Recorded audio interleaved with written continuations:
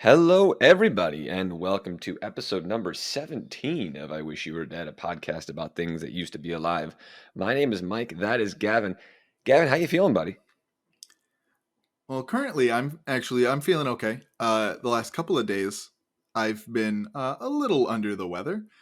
So I I'm very got excited for this, my actually. yeah I got the second dose of my COVID vaccine the other day, and Congratulations. well, thank you. And ooh boy, did I feel like absolute poop. Uh, so I got it. My appointment was for 11. By the time I actually got the needle in my arm, it was probably closer to noon, and felt completely fine until I went to go to bed, probably around somewhere between like midnight and 1 a.m. ish, and I felt like a little nauseous, maybe a little bit of a headache, but nothing to write home about. And I woke up at around 3:30 a.m. Feeling like a furnace and with like uncontrollable shivers and chills.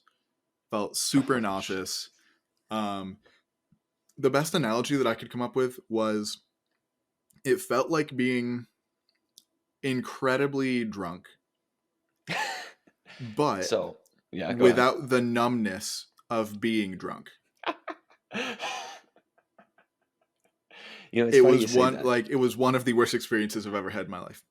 It's funny you say that because I was teaching and I have a special ed teacher that comes into one of my classes and she Mm. got her second shot recently, and I asked her the same question, just in front of the class making conversation, and her response, yeah, how do you feel after the second shot? And her response was, honestly, it felt like I was just really hungover, and I'm like, we have a Yeah, class full of and what sophomores in front of us, Mhm. but okay, Well, okay, and I ended up falling back asleep. Maybe 45 minutes to an hour later. So like that hour was terrible. But when I woke up, I ended up waking up sometime between like 7:30 and 8ish. Um, and I felt again, just I felt hungover. I felt fine, kind of nauseous, a headache. But just took some aspirin and I was fine. So I do have a little bit of like a lingering cough for some reason. Um, but you know those symptoms is literally like how you know that it's working, right, because right, like I mean, the first dose is introducing your body to it, because presumably you have not been infected yet. um because and I've actually heard, this is completely anecdotal, I haven't seen any like studies or anything on this, but if you have not had COVID, we now know that the majority of people who actually get it are asymptomatic. So statistically, if I had it already, I wouldn't know. But if you get the first dose and you react badly like that, that means that you've already had it. Obviously, it's not a mhm. surefire thing. Um, but and I just kind of felt sore in the arm when I got the first one. But for the second one, if you react negatively for the second one and you didn't for the first one, that means you probably haven't had COVID yet.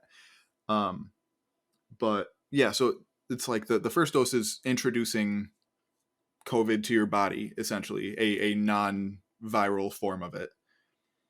And then the second one is basically strengthening that recognition and like sort of putting that recognition into practice, essentially. That's a very oversimplified version of it, but that's essentially how it works. Right, and so you've got a lingering cough. I had my second jab.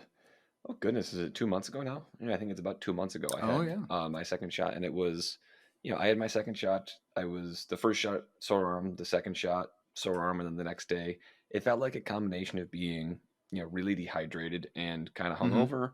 All my joint for me, it was my joints were real sore. But then I woke up the day after and I was fine. So you've got a little bit of a lingering Yeah. cough, and everything else. The kind of the end of the story is, or kind of the moral of the story. Like the side effects are bad, fine, but like that's kind of the price of admission. You can Uh, schedule your appointment, you can schedule an off day. Like it is worth it. yeah. It is a trade off worth making. Yeah. As bad as the symptoms are, it's not as bad as accidentally killing your grandma. So, um, get vaccinated, please. Yeah, absolutely. If like again, yes, these symptoms are bad, but you'll be fine. It's a it's kind of a rough day, and then some people are having some lingering side effects afterwards. But even still, it is a Right. hundred And percent it's worth it. like this cough isn't even uncomfortable. It's just like as I'm talking, I Annoying, just feel yeah, it's just annoying. Um, yeah. but Well, I'm happy for you, buddy. I'm happy you were able to get that second check because it was kind of a load yeah. off my mind. I know I let out a very loud cheer when I got my second shot, to which Hmm. the very nice person who was giving me the shot said, "You could have warned me before you did that." But yeah, it's definitely a load off. Just knowing, okay, I can't be stupid, but there are some things I can do now that will bring me some joy and comfort, and just kind of a sense of things are getting better. Right. And like the majority of my office mates are now double vaccinated, or I think one of them opted for the Johnson and Johnson one. Um, and then so you're not considered fully, quote unquote, fully vaccinated until 2 weeks after your second shot. Right. Um, so we're planning for some kind of, hopefully like a backyard game night or something like that for us to all hang out because, we've been in class together for the last year and I think we've only hung out, outside of like class or like off campus, I think twice, which sucks. That's like one of the main cool things about grad schools, just interacting with other people who care as much about what you're studying as you do. And usually they're the same kind of person as you, generally. But so like I'd really love to talk to my, you know, office mates, classmates more in person and do stuff off campus with them, but we just haven't felt, right doing it. But now that we're all going to be vaccinated, yeah. Yeah, the appointments are opening up. I know there's both vaccine hesitancy. If I had to take a guess, the Hmm. people listening to this podcast are probably more on the side of, I don't want to take an appointment away from somebody else who needs it. At this point, so Go most for it. people that right at this point, most people that are kind of those public facing or Hmm. in high risk groups, they've probably already gotten it or they don't want to get it. So at this point, like, don't do Right. not feel guilty that you are taking a spot from somebody else. There are at this point, supply is becoming less and less the issue. So this has been your vaccine moment, your vaccine intro to the podcast. But it's definitely an important thing, especially for a science podcast, to just make sure we get out there in the open. Absolutely, 100%. If you are not some form of immunocompromised in a way that you cannot get the vaccine, please do whatever you can to get the vaccine. Like it is very important. If not for you, then get it for everybody else. So, Exactly. with all that out of the way, I think we can sort of get going on the main part of the show, which always begins, of course, with Gavin's calendar. So, Gavin, I'm going to go ahead and guess this is an older one for this calendar. So I'm going to say that this is a 2015. This day in science, or this week in science. What do we got? So you had two chances to get it right because it's on a weekend, the one that I picked, Oh, and okay. neither of them are 2015. I'm sorry. Are they both So more recent? yes, Yeah, okay. This is an up-to-date calendar. This is not messing around with it any is, like, old textbook BS. hmm which is good. Absolutely. You know, but yeah, so we have April 3rd and 4th. So this past Saturday and Easter Sunday. So on April 3rd, 2017, the headline is First European Cave Fish is Accidentally Discovered. Which I Who just accidentally discovered it? Yeah. That's I just love that. It says a yeah. hobbyist spelunker, so cave explorer, Okay. exploring the Danube Ach cave system in southern Germany. I assume that's how it's pronounced. I don't know German. Stumbled upon the first European cave fish. After noticing a, quote, strange looking fish, unquote, the spelunker snapped photos and took them to a geologist friend who confirmed the find. The rare, fragile cave fish had been considered limited to sub European environments. I have a couple thoughts. Please. I mean, this sounds like something we discussed a couple episodes ago, or several Yeah. episodes ago in our fieldwork episode. Like, a random dude was like, "Hey, this looks cool." Oh, yeah, no, this happens a lot, but number one, I would say the vast majority of geologists that I know, if you showed them a picture of a fish and were like, hey, I found this in a cave, they'd be like, cool. They wouldn't be able to be like, oh yeah, that's a new fish. I mean, I wouldn't be able to do that. So it's like I don't Right. know Right. You've got to what be kind of like a pretty geologist they took this to. right, a pretty Uh, specific kind of geologist. right, and it's like I would say with one exception actually. There's one professor that I have or that I had at Cortland in undergrad who on all of our field trips he would just randomly stop and talk about the trees. And he'd be like, "Do you know what kind of tree this is?" And we'd all, of course, be like, "No, no, why?" He was like, "Well, it's an aspen," and would just go off on like this little, just I don't know, 30-second little rant about aspens. It wouldn't surprise me if he did a bunch of work in that area that he would be able to recognize that that's not a fish he was familiar with. That wouldn't surprise me, but that's literally one out of several dozen. uh, but and then also, I don't know what they mean by sub-European environments. I don't I know mean, what that's supposed to mean. that sounds like south of Europe. I don't know. Right, but then why wouldn't they say that? Because it would make sense if that was like the end of a line because this is like a 2-for-1, so they have a little bit of a space constraint. But there's like that doesn't even go halfway across the little page. So like they could have written like environment south of Europe. So I got nothing for I'm you. not sure what that means. This is bad science writing. This seems to be a common theme with this calendar. Is there might be Yeah, interesting things, but it's who not well publishes written. this? Who actually publishes this calendar? I might have to find them and write them a strongly It's, worded email. it's gonna be one of your Um, professors. maybe. Um, yeah, no, not a company I'm familiar with. Anyway, moving on. So the second one, much more our speed and why I picked it. From April 4th, 2019, ancient four-legged otter-like whale discovered. So ancient. I want to make sure I get all the adjectives here. Ancient. Yep. So how old is ancient? Um, about 42.6 million years ago. All right. So a couple million years old. It was four-legged. 42.6, so quite a few million. Yeah. Yeah. But It's a few million yes, years between friends. ancient four-legged Was it otter-like? otter-like whale Otter-like discovered. and where? Yes, Read the caption because that's a hell of a beast. not if you know whale paleontology or whaleontology. That was so bad. I'm so sorry. No, Anyway, never apologize. the Never. Royal Belgian Institute of National Sciences announced the identification of an extinct whale that had four legs and otter-like qualities, such as a tail and webbed appendages, and measured about 4 meters long. So that's close to 20 feet or so, a little bit less. The remains found in 42.6 million year old sediment along the coast of Peru provide insights into whales' evolution. So Okay, I assume whales used to. Are they saying that like whale ancestors tended to be four-legged and otter-like? Well, so we're going to talk a little bit about taxonomy in this episode, but uh, so whales are tetrapods, right? That's a group that we have talked about before. Okay. That's exactly what it sounds like if you are familiar with any form of, I think it's Latin, but tetra means four, and pod means feet. So 4 feet. Uh, Hmm. Basically, vertebrates with that either have limbs or at one point in their evolutionary history had limbs are tetrapods.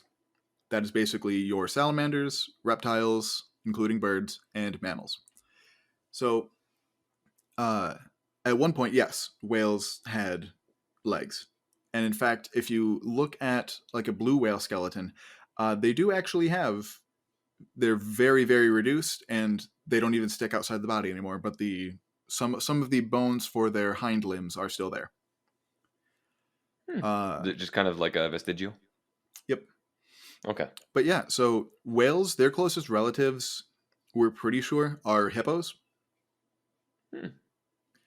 And, hippos are in the same group of animals as, deer, cows. So they're in the order Artiodactyla. And as such, whales are technically even-toed ungulates, so things with hooves. Really? Yep. Hmm. For the same Okay. reason that birds are dinosaurs. You don't stop being a member of a group just because you look different. If your ancestors were part of that group, so are you. That makes total sense when hearing it described like that. Just Yep. putting that in your head, like it definitely takes a second to kind of like, yeah, okay, if that's if that's where the tree breaks off, that's where the tree breaks off. But it's it's definitely an adjustment to think about. The Um, tree doesn't break. It branches. it branches. Yes, the tree branches off. My apologies. Well, we are going to branch off into our actual topic today. And it's going to be one we are already, 15 minutes into this episode, and I'm a little bit worried. I'm a little bit worried I'm going to have to slow you down on this topic because I know this is a topic that is near and dear to your heart. Gavin, what is it that we are going to be just discussing to the ends of the earth, I assume, today? We are going to be talking about horses. Which is your specialty, and something I'm very Yes, much looking yes. forward to hearing from you. Yes, I am a horse girl. I'm embracing it for this episode. Just imagine you with a ponytail right now, which is Oh, just well, a okay. wonderful To be look. fair, okay, for those who don't actually know what I look like, which I don't imagine there's many people that listen to this, but I am bald. Which And I've beautiful. brought up. Thank you, and which I've brought up on the podcast before. However, my beard is long enough at this point that I typically, especially on days where I leave my apartment and wear a mask, put my beard in like a hair tie. So I do have a little bit of a beard ponytail going on right now. um, Oh my goodness. Yes. anyway, so horses, yeah. So horses are a really interesting group because they're so iconic. Like if you go anywhere in the world and you show somebody, regardless of what language they speak, regardless of what country they're in, if you show them a picture of a horse, they will know what you mean because horses are that ubiquitous. There are very few other animals where you can show them a picture of it and they will know exactly what you mean. They're just that culturally significant to humans, and for that and that's one of many reasons why we actually understand horse evolution better than I'd say better than any vertebrate, and because of that probably any animal. When you say any vertebrate or any animal, does that include humans or is that non-human Yeah, species? absolutely it Really? does. Hmm. Wow. Okay. Like I said, that's one of many factors, but it's like, human we tend to focus on things that are familiar to us, which is why things like dogs are like the most common pet in the world because we've had them as pets for thousands of years at this point. And they're We awesome. well, yes, and they also make good pets, but um, yeah. So we understand horse evolution better than any other group that I am aware of. So let's talk about it. So Mike, what do Let's do you it. know about horses? I'm going to change that to what do I think I know about horses or what Okay, might fair be true enough. about horses. Yeah, so let's play this game. So defining characteristics of a horse. I'm going to go with four legs or Okay, four long appendages. I don't know if like this one legs of those legs things where is like fine. That works. okay, I wasn't sure if like we technically counted two of them as arms or something, but No, sure. So we got your arms are legs. That's fine. fair enough. So I'm not going to probe that one any deeper. Different episode. So four legs. Um, Animals that are probably designed to run long distances, Okay. or can go fast. I assume that it's Hmm. most horses have the ability to do one or the other, either travel long distances, travel at high speeds, or can carry a heavy load. I'm assuming that's kind of a defining characteristic of most horses, as they fit into at least one of those three categories. They are able to be tamed by humans, which, if I had to guess, I would say is a pretty defining um, like evolutionary characteristic of horses and why they're so ubiquitous is they're able to be tamed. Whereas my understanding of zebras is zebras want nothing to do with humans. Oh goodness, what else? Two eyes. They'll eat. The horses eat grass, right? They do. We will Able be so talking able about that at length in this right episode. able able to eat, similar to cows, able to eat something that exists everywhere and isn't too beneficial to humans.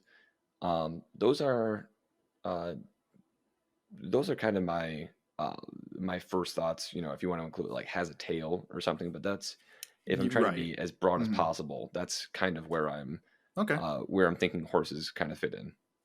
So when I say horses, what I'm referring to is the family Equidae.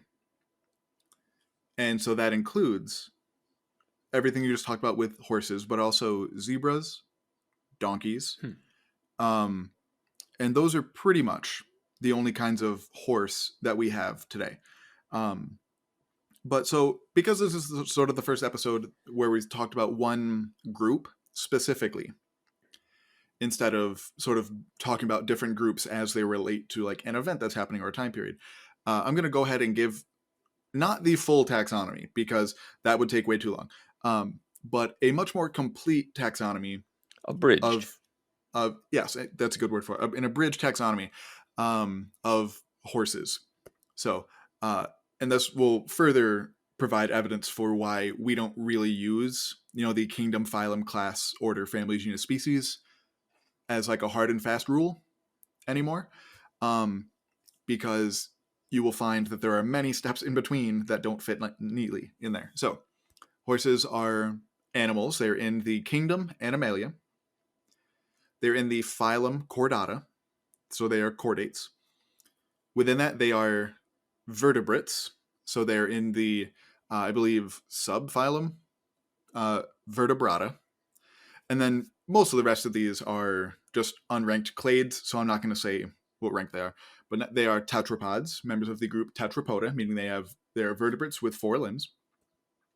They are amniotes, meaning at some point in their history they have laid an enclosed egg that does not need to be in the water, so they are members of the group Amniota. They are synapsids, meaning that they're an amniote with only one hole in their skull behind their eye for muscle attachment. So they're members of the group Synapsida. And then we get to the class Mammalia. They are mammals. So just between phylum and class, we have 1, 2, 3, 4 steps. So of taxonomy is way more complicated than just your kingdom, phylum, class, so on. course. Then, and I'll just sort of rapid fire the rest of these. They are eutherian mammals, meaning that they're not monotremes, that they don't still lay eggs. They are placental mammals, meaning that they are not marsupials. They are Laurasia-therians, meaning, if you remember last week, we talked about the two smaller supercontinents, Gondwana and Laurasia. Laurasia-therian mammals are mammals that originated in Laurasia instead of Gondwana. They are Phaerungulates, which is the group that includes carnivorans, things like your cats and dogs, and also your things with hooves, because they sort of form a group that doesn't include things like elephants and lots of other things like mice, primates, rabbits, and such. They are ungulates, things with hooves. They are perissodactyls. So now we go to order. So they are in the order Perissodactyla, meaning that they are things with hooves that carry their weight on either 1 or 3 toes. Within that, they are hippomorphs, meaning they are horse-like. And then finally, we get to the family Equidae. So they are horses. So when we get down to that family level, that Mm-hmm. still includes what you said before, which is horses and donkey, what I would think of as a horse, as well as like donkeys and zebras. We're still Mm-hmm. including kind of all of those in that same category. What about like ponies or mules? Yes. Yep. Okay. Yeah, Yep. so all of that goes into the family, and that is when you say you study horses, do you say you study all of those things together, or just what comes to my mind when I hear horse? So I study horses that are around at a specific time. Okay. So the horses that are around during the time that I study, I know them very well. The ones that don't happen to live at the time that I study, I know less well. That makes sense. But So is that going to be what the we're talking about today? Is the area that you know about? oh no, we're gonna be going through horses from beginning to today. Wonderful. So let's get to it. Yeah, so today we have one living genus of horse. It is the genus Equus. The genus, not the weird book that you may or may not have read in like English class or something. Um, yes, it is one genus with 7 living species. And I'll circle sort of around back to that once we get, work our way through their evolutionary history. But from what I could find, and I don't think that this is a full exact list, but it looks like there were 41 extinct genera, which is the plural of genus. And who knows how many species. I did not go through and count how many species there were because there'd be easily over 100. Easily over 100 different species of horse throughout history. Very, very diverse group, but they didn't really start that way.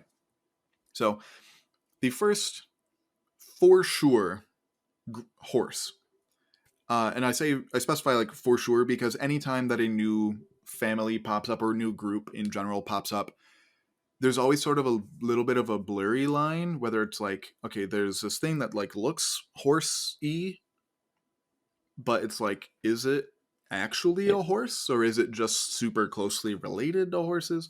Those But the branches first, we were talking about before, like, are a little mm, bit fuzzier than they're a little bit exactly. fuzzier while they're happening than they might look in retrospect. Or what happens a lot of times is like there'll be the main branch that branches off, but then sort of at the base of that branch, there'll be a couple really tiny branches that just don't get very far. They're like the little beta versions of whatever animal, and they didn't make it. Right. Okay. But the first, for sure, member of the horse family is an animal called Eohippus, which means early or dawn horse. You will hear the phrase hippus or ippus a lot in this episode. Okay. So yes, Eohippus dates back to the Eocene epoch of North America. And so I'm not going to talk about periods a lot in this one. We're going to be talking about epochs because, after the dinosaurs go extinct, that's mostly what we use, just because we can get, it's more refined than saying period. So anyway, that's roughly 52-ish million years ago. So, and I think they found most of the Eohippus fossils that they found come from places like Wyoming. I think some maybe in like Utah as well. But so when you think of a horse, you think it's a fairly substantial animal. Horses are pretty big, but they did not start that way. Eohippus was Okay. like small to medium dog sized. Okay. And what characteristics is this small to medium dog-sized Eohippus, you said? Yes. So what characteristics does it have that makes us say this is for sure a horse? How do we know this is a horse and not just like, a very good doggo? um, well, first of all, its feet tells us that it is a percodactyl. They have just like the shape of like its ankle bones and things like that. Hmm. But how we know it's, say, because other members of the order Perissodactyla are things like tapirs and rhinos. So how do we know it's not one of them? Basically, how the structure of their feet, essentially. Okay. Because even back then, horses, Eohippus had unusual feet. They definitely had more than just the one toe on each foot that horses have today.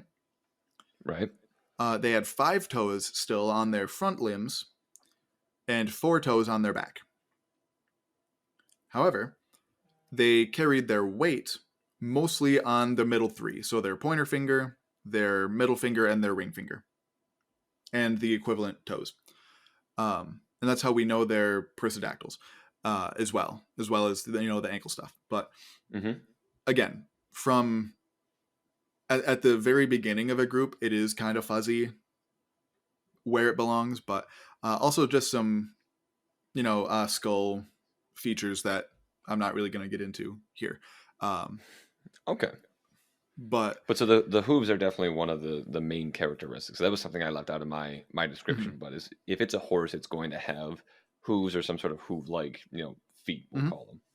Okay. But So they did have hooves, but they were on the end of each, digit. It's not like they had five fingers on their front limbs that came together to form one hoof. They each had their own little tiny hoof. Okay. Yeah.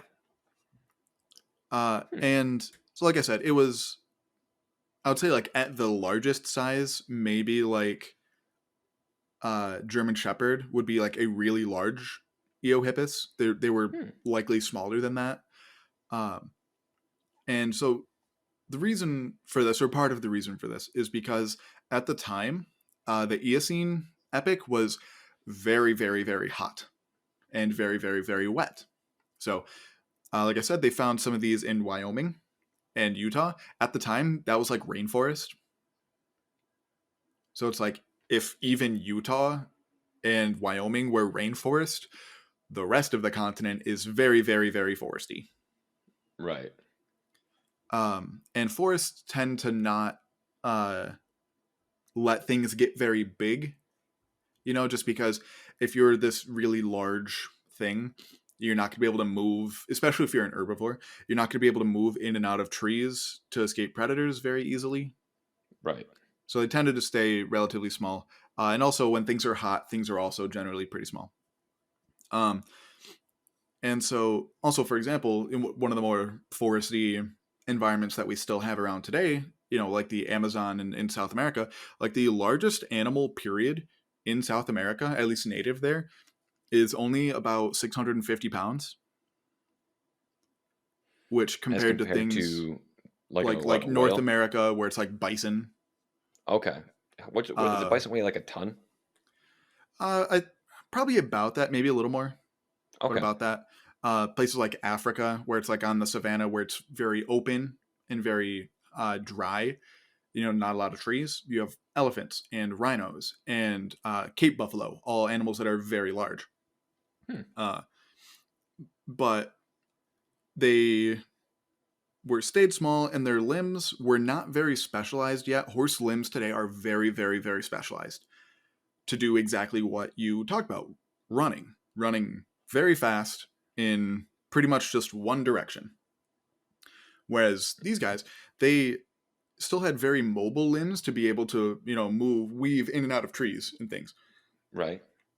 And they also had sort of like padding. And from what I've read, they actually sort of compare the padding on their feet to like a dog's padding, to Oh, walk okay. to walk Interesting. on sort of the spongy forest ground. Because if you think about today out on, like, the prairie or plains, the ground is a lot harder than the ground in like a forest, just because there's more water, there's more like plant material in the soil.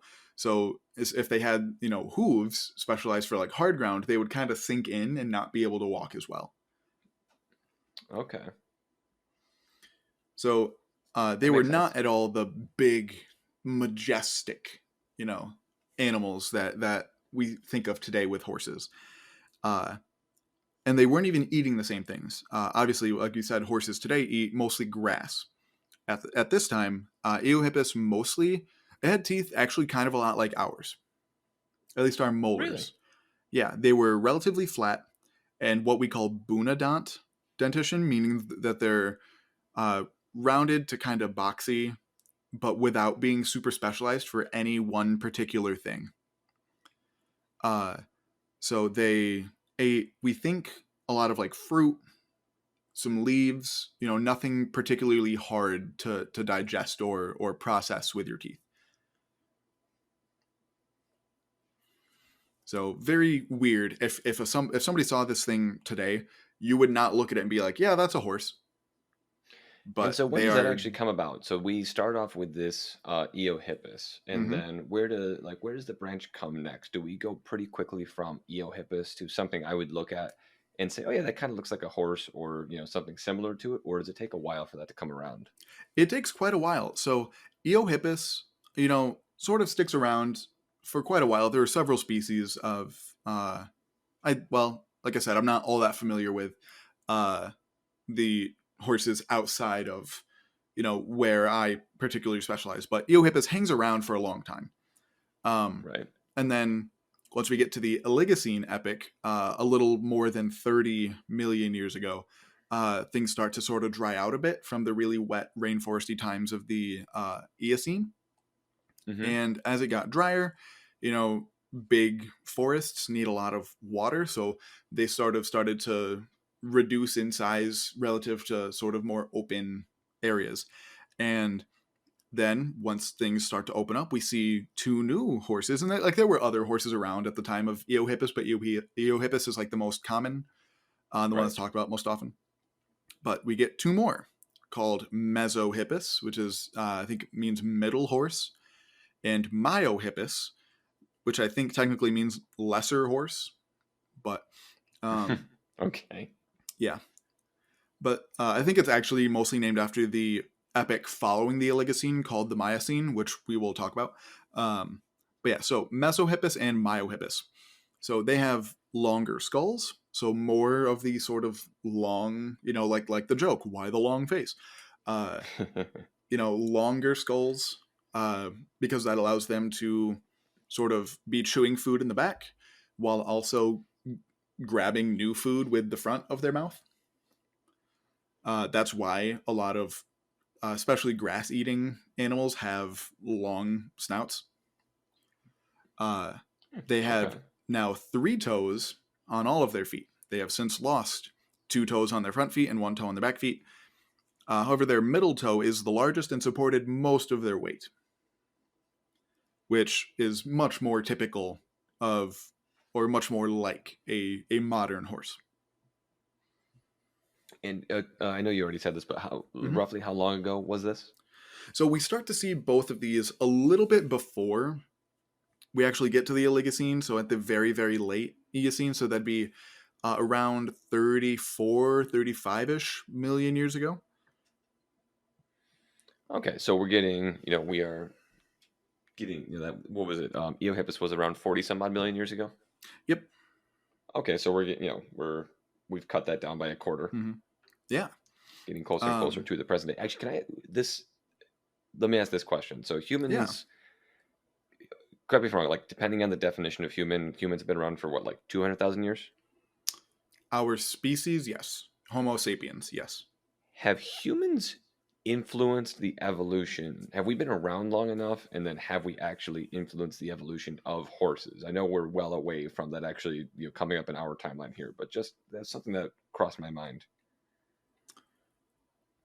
So, just as a blanket statement, humans have at this point affected the evolution of every species on the planet, Okay. just because humans are garbage. Also, a future episode.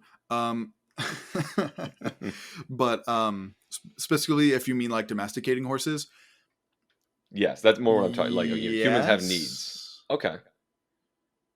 So, especially, we'll circle back to it. Yes, but Okay. we'll circle back. Fair enough. Because there was something when you were talking about horses that I was like, we're going to talk about that later. Uh, but that'll be once we get talking about modern horses. Okay. All right. So I apologize for interrupting that, but we had our two horses around 30 million years Yep. ago. Is there anything else we need to know about them? Just they were a little bigger. I would say probably a little larger than like German Shepherd-ish size. Probably around a little over 3 feet tall, like at the head. Um, and they were much more running adapted, and meaning that they had some fusion a little bit in, especially like their ankles, just to make them more stable, more sturdy. Right. Um, and so when things are really highly running adapted, what they'll do is they will sort of shorten their proximal limb bones. So that would be your humerus and your femur, so your upper arm and your thigh. You'll shorten those and then make the rest of the limb really, really long. And the reason you do that is because to move the whole limb, you need to move the closest bone, right? So if you make that one real short, you can move your entire limb back and forth really, really quickly. Right. So that's why you shorten that one, but you make the rest long because that means you can have a longer, like stride length. Mm-hmm. So that's generally, if you look at a horse, they have very, very long, from their elbow to all the way down the rest of their limb. but a relatively short, like upper arm. And I never noticed that before, but just, a picture of a Hmm. horse in my mind, that makes total sense. Like, I can Yeah. absolutely see that. Hmm. So they were getting more toward that, and they had a little bit taller teeth than Eohippus did, but still pretty stubby. And at this point, they're mostly eating leaves instead of things like fruit. So eating, uh, leafy vegetarian or vegetation from things like trees, shrubs. We're not eating grass at this point, which is very important. Okay. But as the Oligocene sort of went on and went into the Miocene, the following epoch, horses just sort of kept getting bigger until we get a couple of genera that I am more familiar with. One called Calobatypus. That's I a fun name. Yeah, I believe that it means something about horse on stilts. Okay. Just because this one had particularly really, really long legs compared to its body size. Um, but that one in particular kind of went back to the sort of padded instead of hooved feet.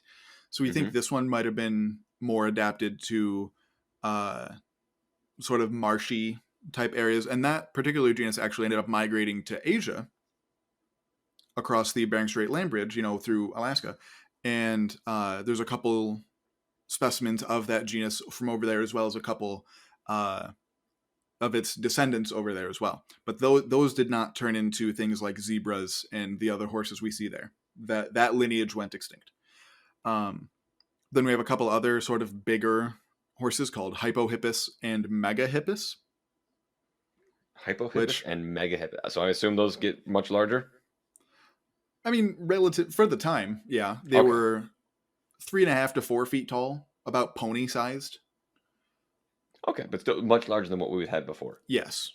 Okay. Um, and they spread kind of all around, but they were still very much browsers, meaning that they ate leaves instead of grass. Hmm. And so this lineage gets us to one of the most important, but also one of the most hated horses, probably the most hated horse, Oh goodness. which is called Merychippus. Okay. Why is it hated? What did the horse So ever do to us? Merychippus is the first member of the subfamily Equinae.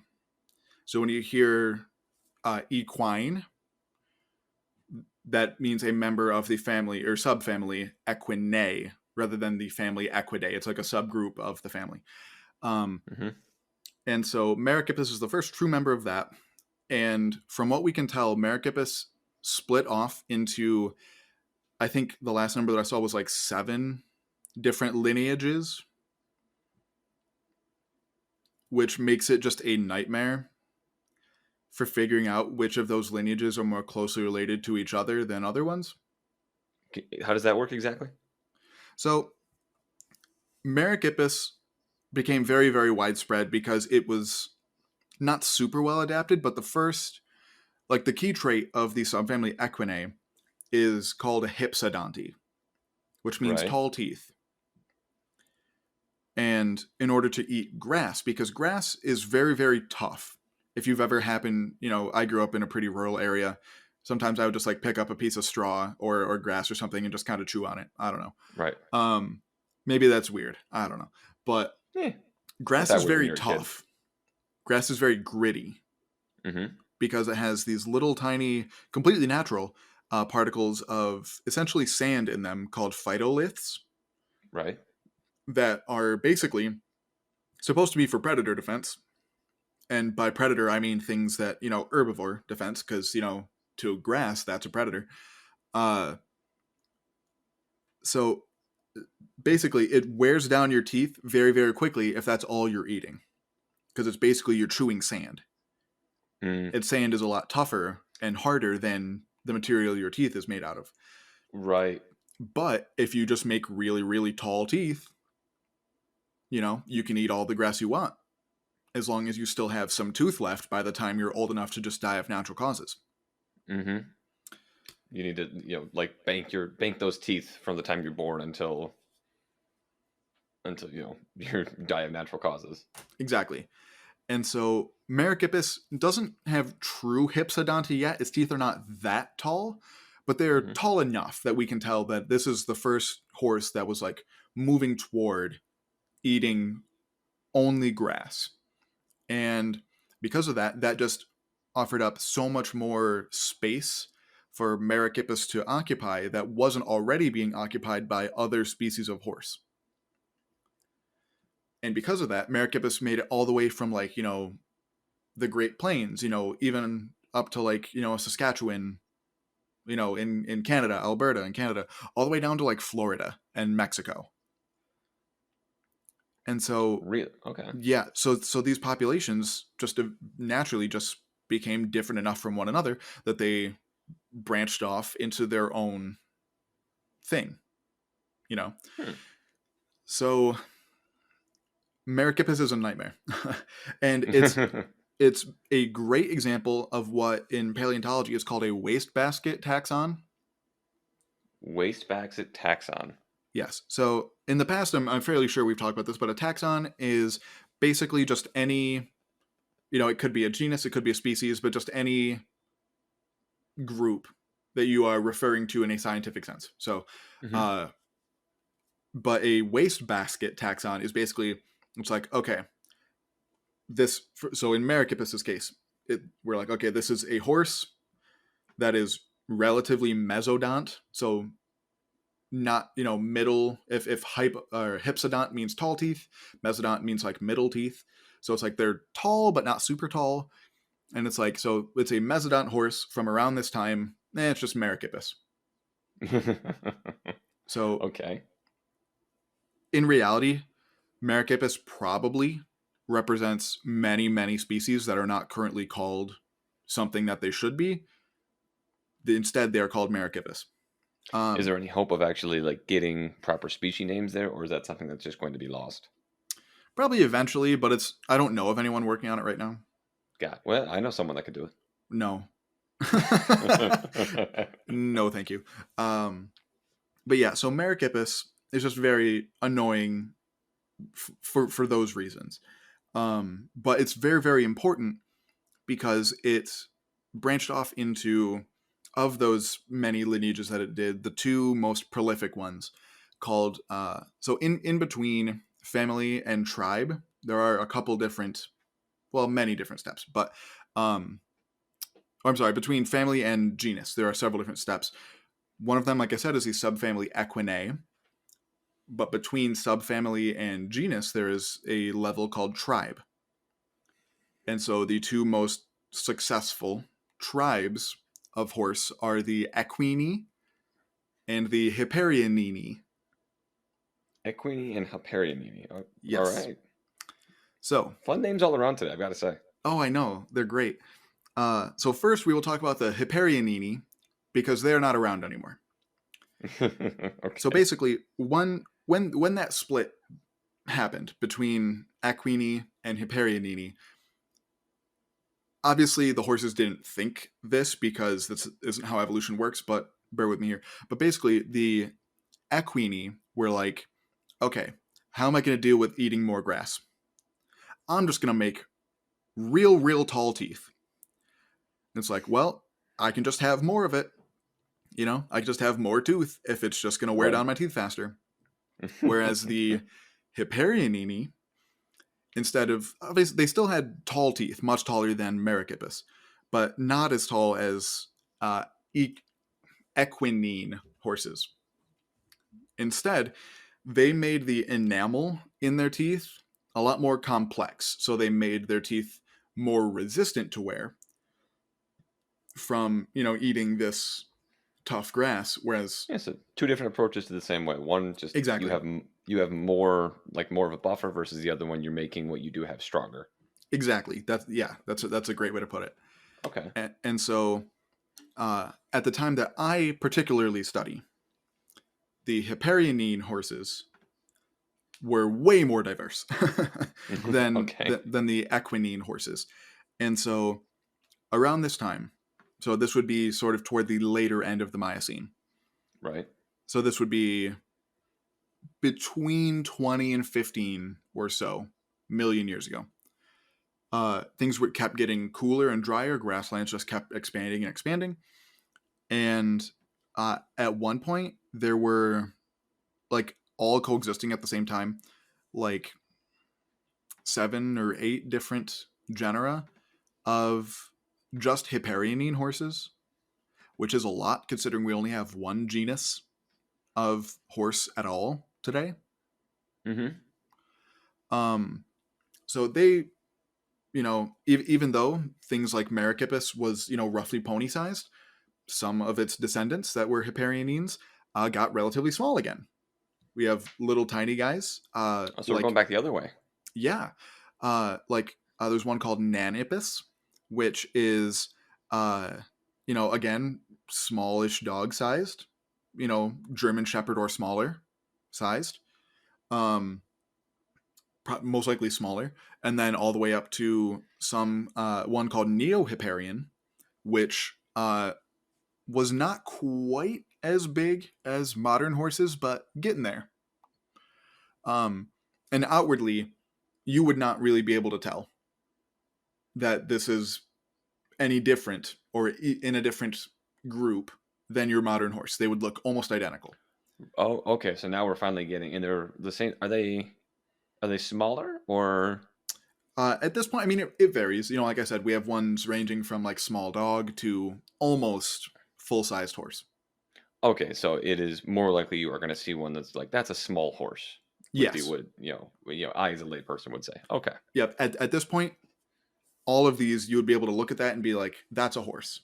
You might be like, it's a weird color, or its limbs might be slightly, less super elongated. Most of these still had 3 toes, even though the middle toe, which is the one that ends up remaining in modern horses, Hmm. was much larger and way more prominent than the other 2 toes that were still around. But they still had 3 toes, so that'd be probably the most obvious difference. But other than that, you'd be definitely be able to look at that and be like, that is a horse. Cool. And once again, how far back are we in history? So I think, well, the Hipparianines sort of last all the way through. I think there were some in the Pleistocene, so as recent as like 2 million years ago. Oh wow, so we have really we are really Mm-hmm. catching up to the present day Mm-hmm. now. But like I said, that sort of split, at Merychippus was probably around 20 or so, maybe a little older, but roughly 20 or so million years ago. Um, but yeah, lots and lots of those guys running around. And then we get to the equini.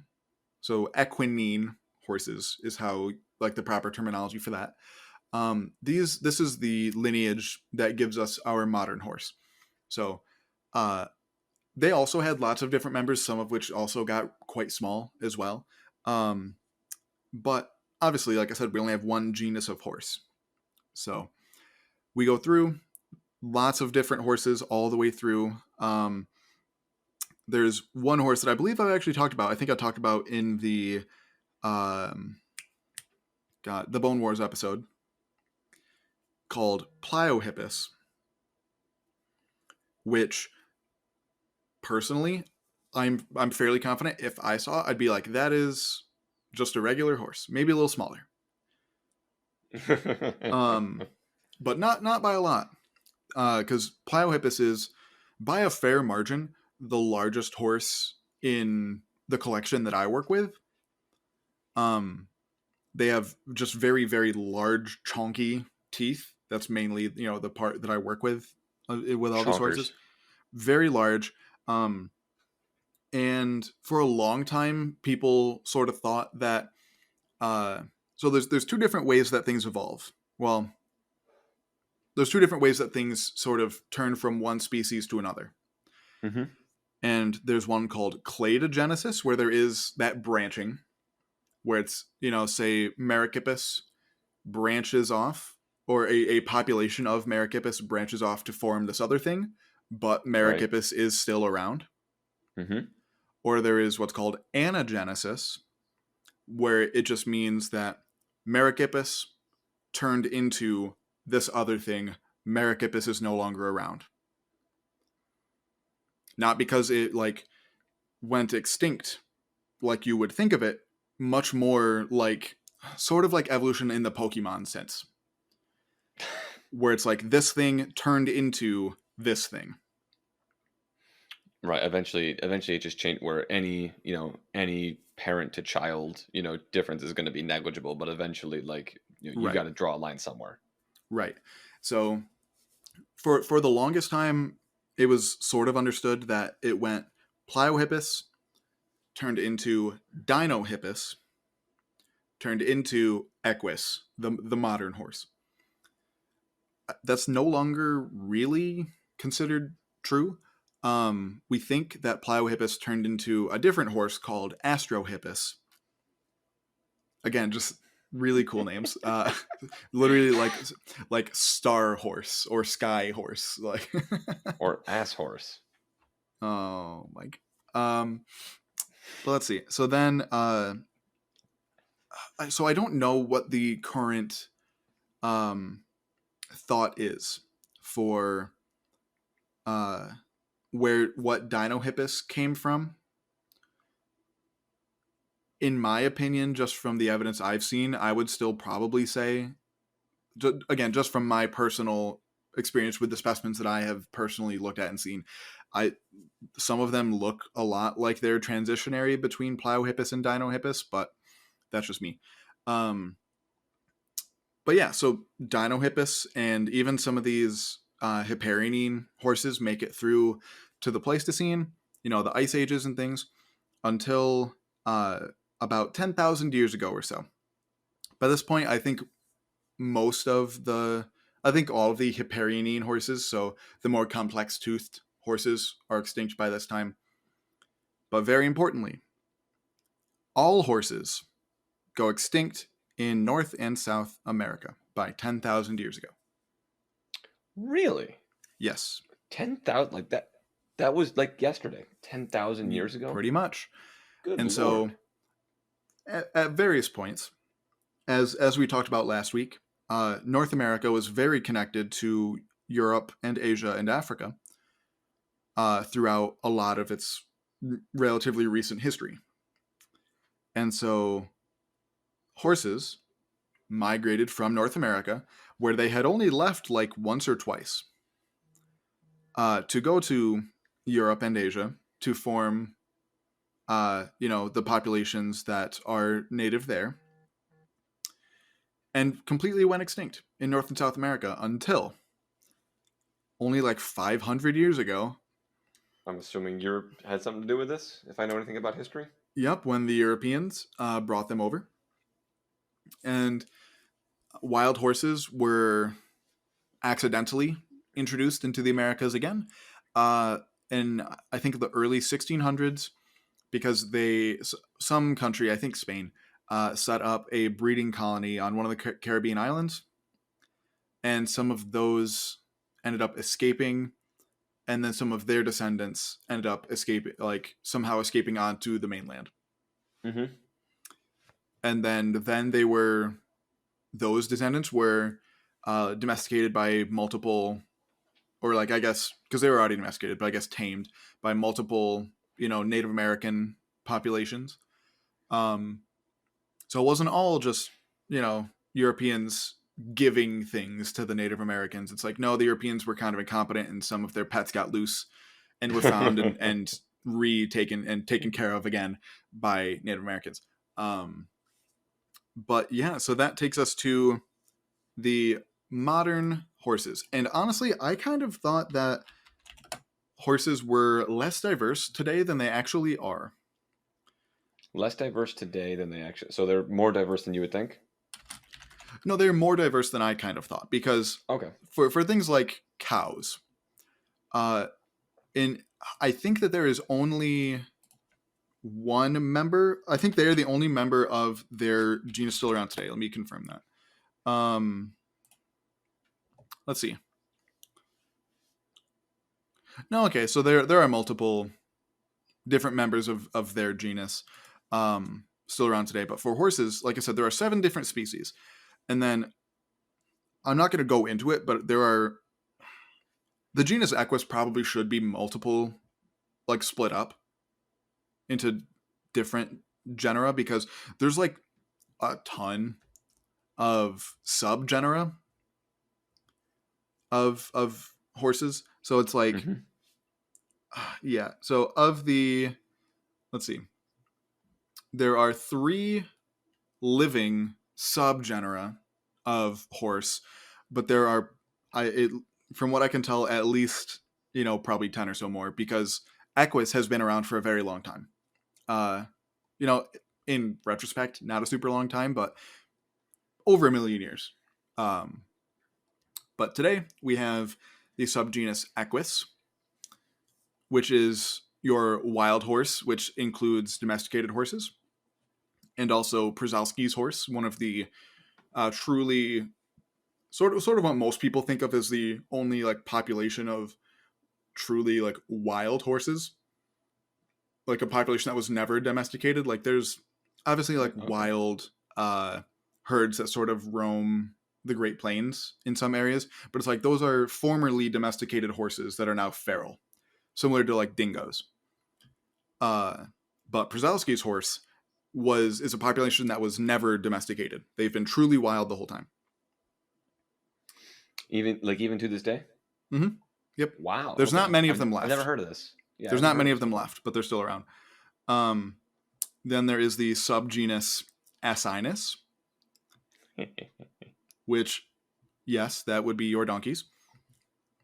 This includes the African wild ass, which includes the domesticated donkey.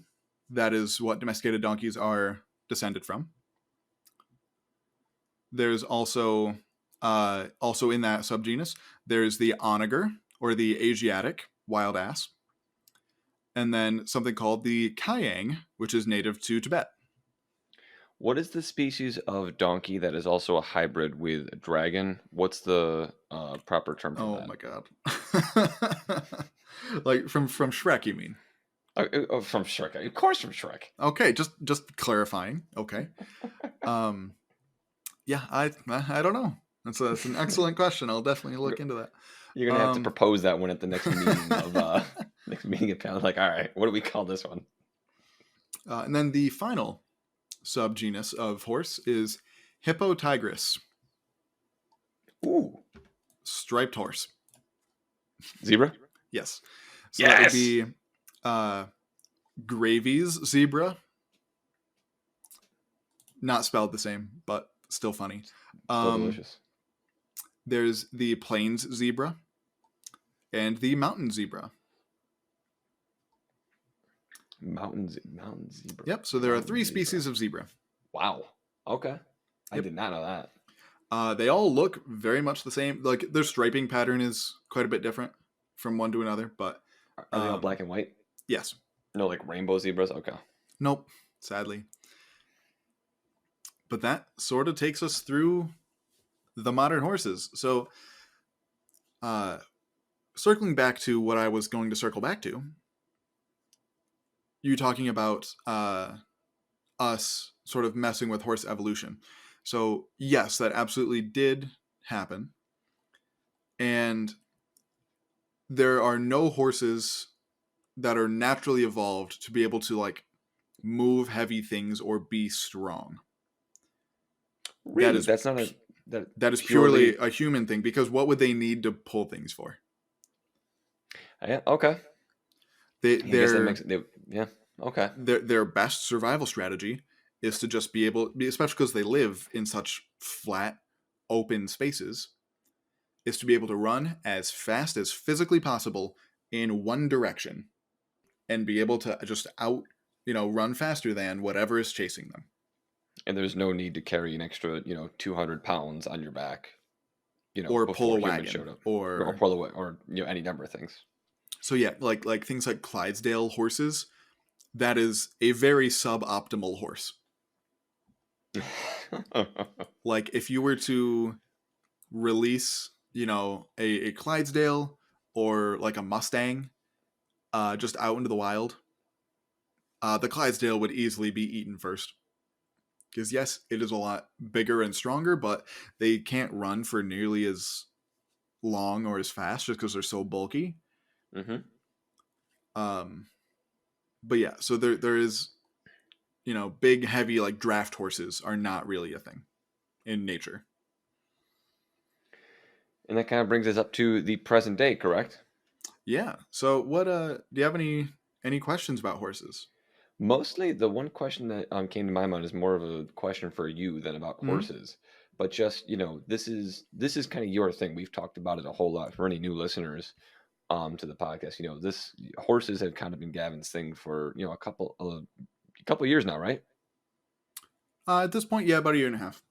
About a year and a half. So like it's kind of just like the why. Like why horses, or how did you stumble upon horses? Was, how did that happen? How did this become your thing? So horses are honestly just sort of a means to an end for me. Oh wow. Okay, how so? Because I don't actually study horses. It's not like I am doing my research like on their evolution or their anatomy, really. Like I'm very familiar with it because I need to be to accomplish what I'm doing. So what I do is I have my particular site, fossil site that I work with, and I compare it to other sites from a similar time to figure out where mine fits in between those in time. Mm-hmm.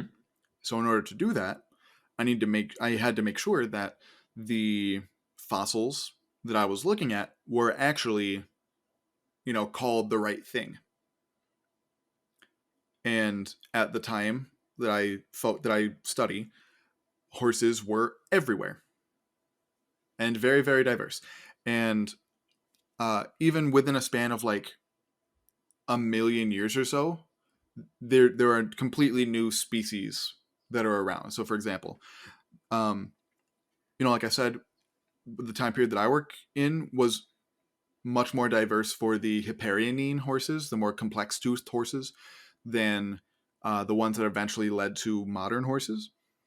And Mm-hmm. so, two particular species that were around, or I'll talk about three particular species that were around were Sued Hipparian, which means fake pony. Um, let's see, Pseudoparian gratum during the time period that I was focused on. And with that, there was also Neo-Hipparian Ephine and Hipparian T. Hanense. All three of those are very sort of narrow in the amount of time that they lived in, because in the next, like, very small, very, like, high resolution little slice of time, the one that comes after, there are different species of those same genera. So there's, let's see, Pseudoparian forcei, or I'm sorry, Pseudoparian. What is the following one? Um, oh, I'm blanking. I can't help you. I'm sorry. I know you can't. That's okay. Um, Pseudoparian retrusum was right before it, and then Pseudoparian. Why am I blanking so hard? Anyway, it's another species of Pseudoparian. Hipparian, the actual real Hipparian, not Pseud Hipparian. The species that I work with is Pseudoparian T. Hanense. The one afterward is Pseudoparian forcei. So I learned the differences between the different species, which obviously you need to know horse anatomy to be able to understand fully. Right? And so I basically just look at what fossils are found where and figure out where my site fits relative to those in time. Horses just happen to be a really well understood group, which helps a lot. A really diverse group, so I have a large sample size to work with. A really abundant group, so I have lots and lots of fossils, not just of different species, but many fossils of the same thing. And very widespread. They were all over the place. So I can compare sites that don't have to be close together. So that is why I work so much with horses. They're just And very useful for what I do. I really like the way you phrase it as a means to an end, because I would have, originally, in the beginning, you're joking around that you're a horse girl. and everything. I would have figured there was something about horses themselves that drew you in, but really it No. was horses really were right. There's nothing, you couldn't care less if it was horses or bunnies or, you know, whales or whatever the case might be. It just Right. so happens that horses are, both incredibly convenient for you and so well understood as a field that, they kind of make the perfect match for you. Yeah, exactly. And uh like you said, there are lots of other groups that are also very diverse at this time, but we just don't understand them as well. Like for example, camels. Camels are also at the same time very widespread, relatively diverse, not as diverse as horses, but still pretty diverse. But we understand their evolution like horribly. I don't even get me started on camels. I hate them so much. Unless they're fighting in wars. Yes, exactly. Unless they are honorably serving our country. Um, but yes, horses are just very useful. If it were camels that were, useful to me, I would grit my teeth and work with them.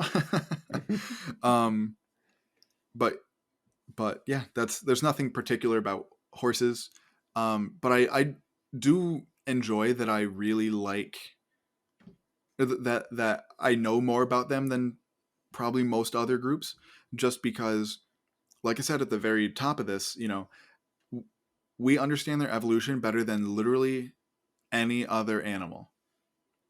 And honestly, because of that, I don't think we understand plant evolution all that well. So I would say that we understand horse evolution better than literally any other organism or any other group.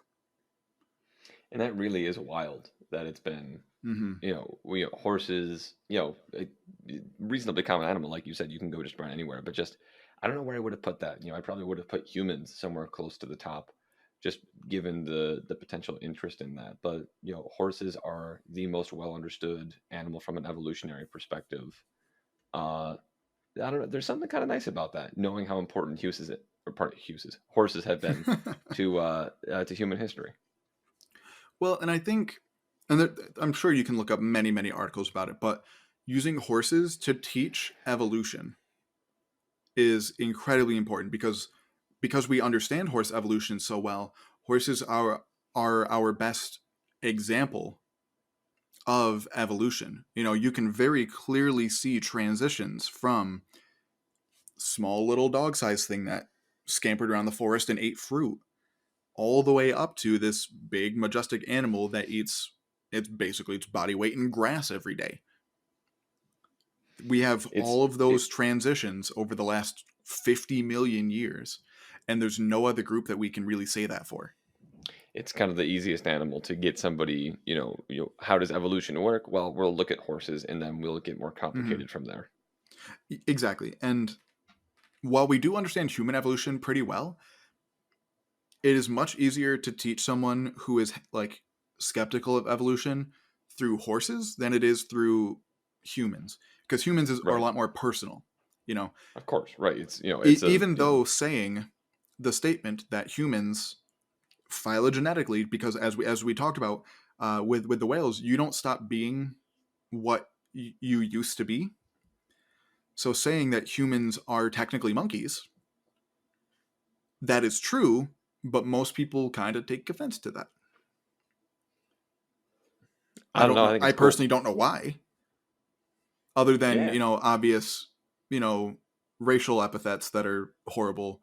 Yeah. But yeah, like saying that like the species Homo sapiens is an advanced, derived form of monkey is technically true. But once you tell someone, hey, you are a monkey, just like every other human, that suddenly kind of shuts them down a little bit from learning about evolution in a productive way. Right. Right. And so that's kind of, that makes perfect sense as to why you like horses and just why horses are, important. And I assume that anybody who gets into this field, even if horses don't become one of their main focuses like you, they're probably going to run into horses at one time or another. Yes. 100%. Um if you study the Miocene at all, then yeah, you're going to be very familiar with horses. Wonderful. So I think we can mostly leave it there unless you have anything else to add on the subject of horses. I don't think so. I think another reason that I just kind of like horses is I like pretty much any animal that went extinct or like did most of its evolution in a particular place, then went extinct in that place and is more well known from other places. So like I said, horses only made it off North America like twice, but the most recent time that they did, they seem to do pretty well. Yeah. Oh boy, did they ever. Did they? Yeah, they did quite well. Uh, and then similar things with like tapirs. Tapirs did most of their evolution in North America, but now they're much more well known. I think there's only 4 species of tapir. There's 3 in like Central America, and then 1 in like Southeast Asia. Not two places generally known Weird, for, being right next to each other. exactly. So, yeah, just another quirk that I like about horses. Just another fun fact. And I am delighted that you were able to share it with us. This has been episode 17 of I Wish You Were Dead, a podcast about things that used to be alive, the horse episode. This has been a lot of fun. My name is Mike. That is Gavin. Gavin, thank you very much, buddy. Absolutely, thank you. See you guys next week.